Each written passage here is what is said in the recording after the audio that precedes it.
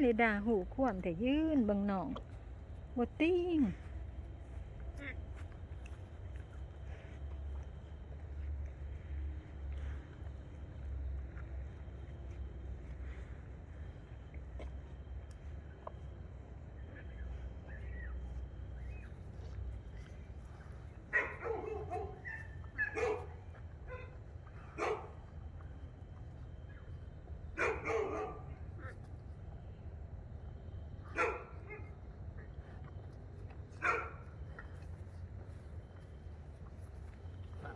ลูกจะข้าวไปใส่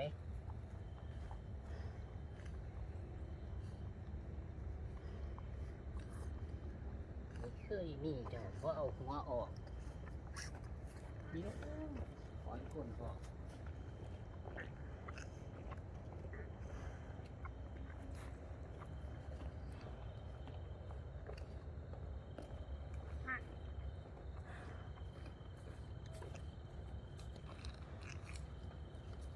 เด็ดมาดิ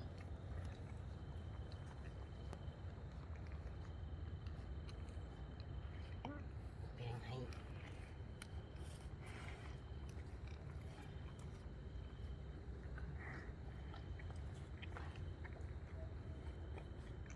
แท่งเด้สิเป็นกิ่งไผ่หรือใบตองหรือสิเป็นเอียงเนี่ย อืม